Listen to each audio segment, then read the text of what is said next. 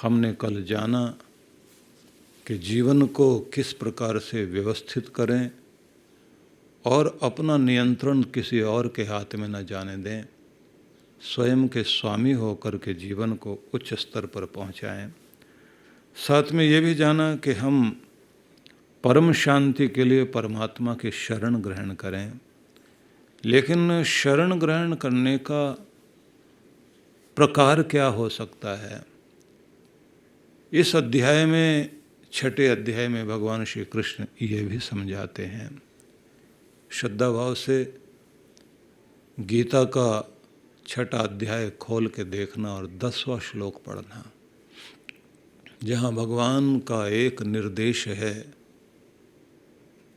कि तुम परम तत्व से स्वयं को जोड़ना चाहते हो और अपने जन्म जन्मांतरों के दुखों से छूटने के लिए और परम आनंद की प्राप्ति के लिए प्रयत्नशील हो, तो तुम्हें एक मार्ग दर्शाता हूँ।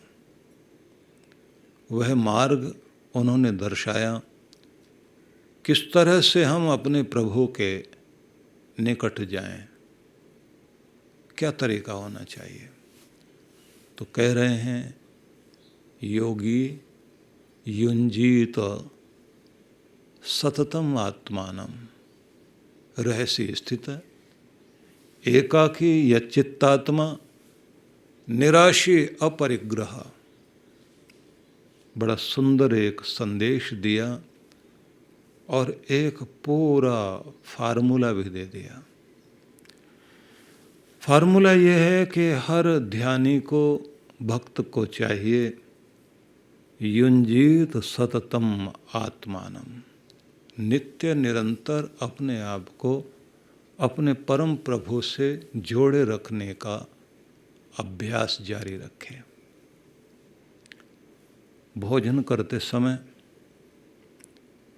देने वाले दाता के प्रति हमारे अंदर धन्य भाव हो और अपने भोजन को अमृत प्रसाद समझकर ये महसूस करें कि यह भोजन जीवन ऊर्जा देने के लिए मुझे मिला है, क्योंकि जैसे ही इसका टुकड़ा चबाकर मुख के अंदर जाएगा तो हमारे सारे शरीर का जो भी प्रबंधन और सिस्टम है वह उसे ऊर्जा में बदलने का कार्य शुरू कर देगा और उससे आपका शरीर के निर्माण के साथ साथ आपके व्यक्तित्व का भी निर्माण शुरू हो जाता है।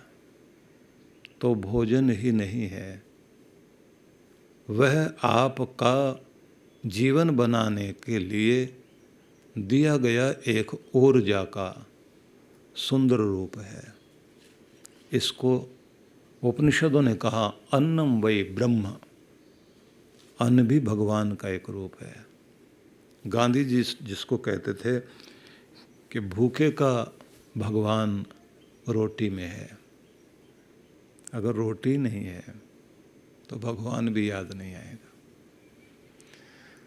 तो ध्यान रखिए कि भोजन करते समय, जिस समय आप भोजन के लिए बैठें तो अपने मालिक को याद करना, और जिस समय रोजी रोटी कमाने के लिए अपने कुर्सी पर जाकर बैठना, तो कुर्सी जिसने दी है और जिसके कारण मिली है, जिसने आपको इस योग्य बनाया, सक्षमता दी, उस मालिक के प्रति धन्यवाद देना, वो परमात्मा।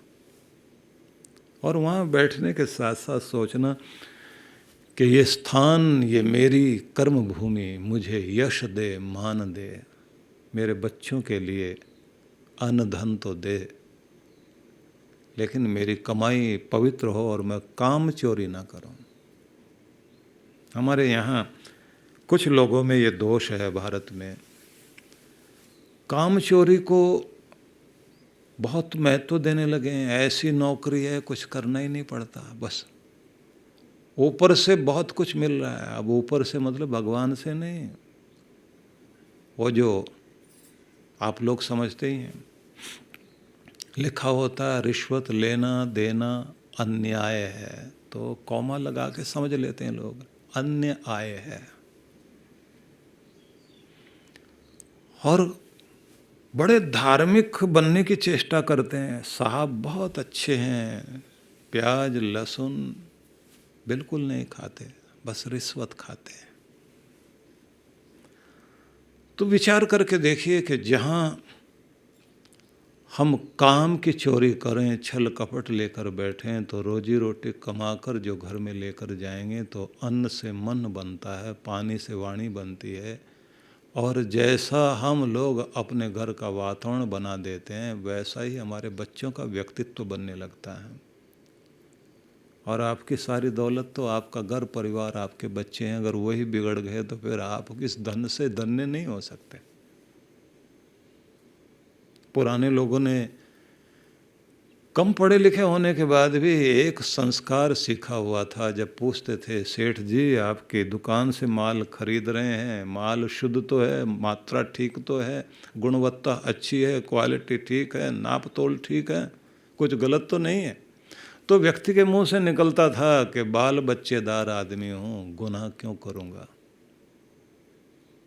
अब जब पूछा जाता है कि कुछ ठीक ठाक है माल, को गड़बड़ तो नहीं, आगे से हंसता मुस्कराता, भाई थोड़ा बहुत तो देखो चलता ही है, बाल बच्चेदार आदमी, कुछ न कुछ कमाने के लिए, बच्चों के लिए कुछ तो करना ही पड़ता है, हरकत में ही बरकत है। सीधे सीधे ढंग से कहाँ कोई कमा पाता है। तो इस तरह की जो वृत्ति हो गई, पहला व्यक्ति बच्चों को हमारे गुनाह का और हमारी कमाई का गलत ढंग हमारे बच्चों को न बिगाड़ दे, इस बात का ध्यान था। अब बच्चों का भविष्य पैसा बनाएगा, ये सोच लिया हमने। ध्यान रख लीजिए, गलत कमाई जैसे आई वैसे जाएगी और मनोवृत्ति बिगाड़ कर जाएगी। तो विषय ना बदल जाए, आपको ये कहना चाहता हूँ कि अपनी रोजी रोटी के स्थान पर बैठने के साथ ही अपने प्रभु को धन्यवाद करना, भोजन के समय धन्यवाद करना, और जब आप जागते हैं सुबह तो प्रार्थना करना। इस प्रभात वेला का मैं प्रसन्नतापूर्वक स्वागत करता हूँ। आसमान से उतरते हुए सूरज की किरणों के साथ अपने अंदर उस जागृति को लेकर आता हूँ कि आलस्य और लापरवाही का परित्याग करते हुए आज के दिन को सुंदर, मधुर और प्रभावी बनाने के लिए प्रयत्नशील रहूँगा। मेरे संपर्क में आने वाले लोगों को मेरे साथ मधुरता का और प्रेम का अच्छा परिचय मिलेगा। आज के दिन को मैं यादगार दिन बनाऊंगा। यह अमृत वेला मेरे लिए नया अवसर और नया उपहार लेकर आई है, इसको मैं पहचान रहा हूँ और आज के दिन का अच्छे से उपयोग करने के लिए संकल्पबद्ध हूँ। मैं जल्दी जल्दी इसलिए बोल रहा हूँ कि आप सुने और बाद में इसे नोट करें, क्योंकि पूरे विश्व में ये प्रसारण जा रहा है, दुनिया के कोने कोने में जा रहा है, और राजस्थान की धरती से ये सत्संग की गूंज उठी है, लेकिन पूरे विश्व भर में लोग इस समय सुन रहे हैं। तो आप YouTube पर या Facebook पर जा कर के बाद में वहाँ से आप रिकॉर्ड इतना तो कर सकते हैं, नोटेशन ले सकते हैं कि इन शब्दों को बार बार आप खुद दोहरा सकते हैं। मैं प्रसन्न हूँ, मैं आनंदित हूँ, मैं साहसपूर्ण हूँ, मैं शांति और शक्ति से युक्त हूँ, मैं योग्य हूँ, मैं सक्षम हूँ, आगे बढ़ने की इच्छा हमेशा रखता हूँ, आगे बढ़ रहा हूँ, आगे बढ़ता जाता हूँ। इस तरह का अफर्मेशन सुबह सुबह अपने मन में लाने की चेष्टा कीजिए। मैं धन्यवाद करता हूँ उस मालिक का जिसने मुझे जीवन दिया है, उस परमात्मा का। वह परमात्मा जो अंग संग रहकर मेरा साथ हमेशा निभाता है, मुझे अनेक संकटों से जिसने निकाला है, जो हमेशा ही कृपा करता है, सखा बनकर, पिता बनकर, माता बनकर, सारे संबंध तो मेरे उससे हैं। मैं उसकी प्रार्थना के साथ ही अपने दिन की शुरुआत करता हूँ, अपने भोजन के समय उसे याद करता हूँ, और जो भी कर्म करता हूँ तो मैं महसूस करता हूँ कि मेरे साथ एक शक्ति चलती है। वह दिव्य शक्ति कोई और नहीं, मेरा सखा बनकर मेरे साथ उंगली पकड़कर मेरा परमात्मा चलता है। मैंने अपना हाथ अपने भगवान को पकड़ा रखा है। आप महसूस करोगे कि कोई शक्ति आपके साथ है। जितना जितना आप अपने आप को भगवान को सौंप देंगे, वो भी आपको अपनाएगा। भगवान श्री कृष्ण कहते हैं, युंजीत सततम आत्मानम, अपने आप को निरंतर जोड़े रखो, उसकी याद बनी रहे।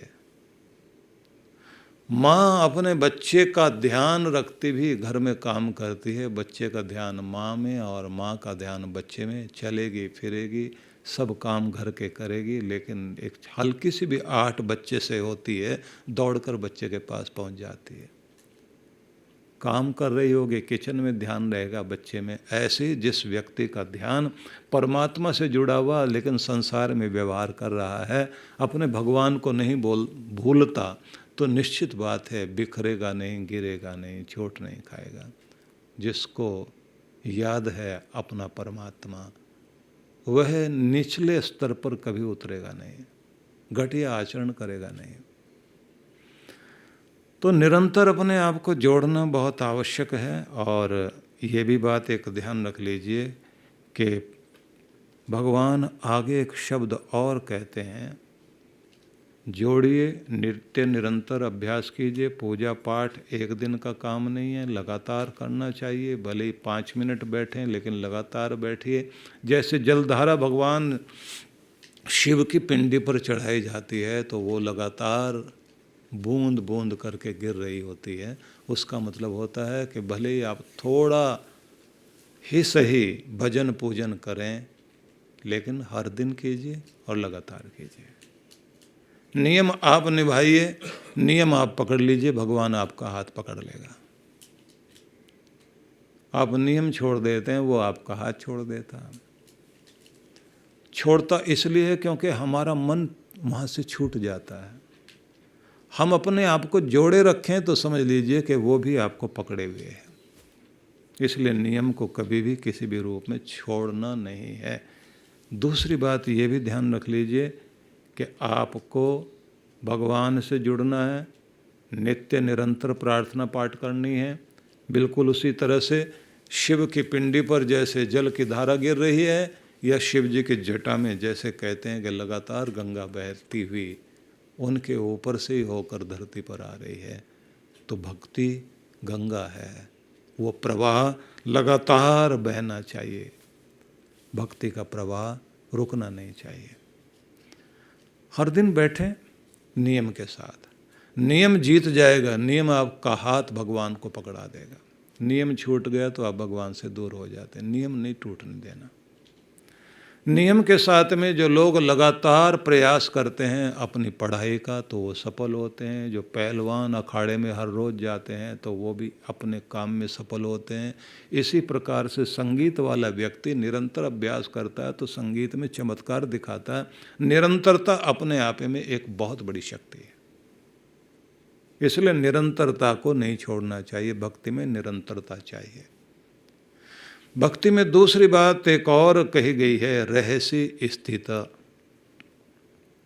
एकांत का चयन करना चाहिए। शांतिदायक स्थान में, प्रकृति के सुंदर वातावरण में आप शांत होकर बैठें, क्योंकि वह वातावरण सहयोगी बनेगा भगवान से जुड़ने के लिए। तो अपने घर में कोई ऐसा स्थान बनाइए जहां आप प्रेम पूर्वक भगवान को पुकार सकें। दुनिया से मिलने के लिए अगर आपके पास ड्राइंग रूम है, तो दुनिया के मालिक से मिलने के लिए भी कोई एक सुंदर स्थान होना चाहिए। हो सके तो अपने घर की छत पर या बालकनी में कोई ऐसी जगह बना लीजिए, भले ही एक छोटी सी झोंपड़ी टाइप की कुटिया बना लीजिए, जहाँ केवल आप अकेले बैठें। एकांत में, अब क्योंकि आप हिमालय नहीं जा सकते, अपने हिमालय को घर में जरूर ला सकते हैं। ऐसा स्थान जरूर ढूंढना चाहिए, क्योंकि जब तक आप अच्छे स्थान का चयन नहीं करेंगे तब तक आपके जीवन में बात नहीं बनेगी। तो निरंतर अभ्यास करें। उच्चतर तीव्रतर प्रकार की चेतना को विकसित करने के लिए निरंतरता आवश्यक है। और एकांत स्थान इसलिए आवश्यक है कि शांतिदायक स्थान, प्रकृति का सुरम्य प्यारा वातावरण, वह आपको मददगार बनेगा भगवान से जोड़ने के लिए। तीसरी बात उन्होंने कहा, एकाकी। एकाकी यच्चित्तात्मा निराशी अपरिग्रह। श्री कृष्ण ये कहते हैं, परम के शांत स्वर को सुनने के लिए साधक को अकेला हो जाना चाहिए। शिवरात्रि महोत्सव का शुभ अवसर हम सभी के लिए हमारे समक्ष है, जो आनंद धाम आश्रम में आयोजन किया जा रहा है।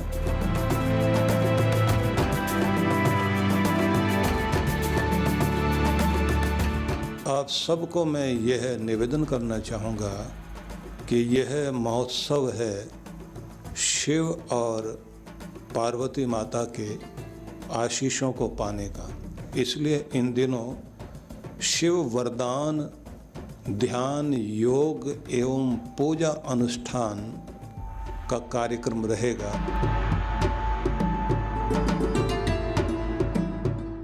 स्वाहा इदं प्रजापतये तन्नमामः, ओम इंद्राय स्वाहा। और इसकी एक खास विधि होती है कि इसमें जप यज्ञ भी चलना चाहिए, जाप भी चलना चाहिए, ध्यान की विशेष विधि होती है जो वरदान प्राप्ति के लिए होती है, और इसी के साथ में अभिषेक होना चाहिए और साथ में किया जाए यज्ञ। और अगर आप साथ में रात्रि जागरण करते हुए अपने घर में बैठ करके भगवान शिव की आराधना करते हुए अभिषेक कर लेते हैं व्रत करते हुए, तो ये समझ लीजिए कि जो आज तक आपके ऊपर कृपा नहीं हुई है वो कृपा आपके ऊपर निश्चित रूप से होती है। बस एक निवेदन करूंगा आपसे, 7 दिन, 14 दिन या 21 दिन ऐसा नियम आप बना लीजिए कि इतने दिन से आप घर में बैठ करके लगातार आपको विधि दी जाएगी, इस विधि से आप घर में जाप कीजिए। ये बहुत चमत्कारी रहेगा, इसलिए इसका नाम ही है शिव वरदान ध्यान और पूजा अनुष्ठान। तो इसलिए शिवरात्रि के इस महोत्सव में मैं आप सबको आमंत्रित करता हूँ, पूरे मनोयोग से, पूर्ण श्रद्धा से, पूर्ण निष्ठा से इसमें आप लग जाइए, क्योंकि ये कोरोना काल जो चल रहा है इस समय हम सबको विशेष कृपा की आवश्यकता है।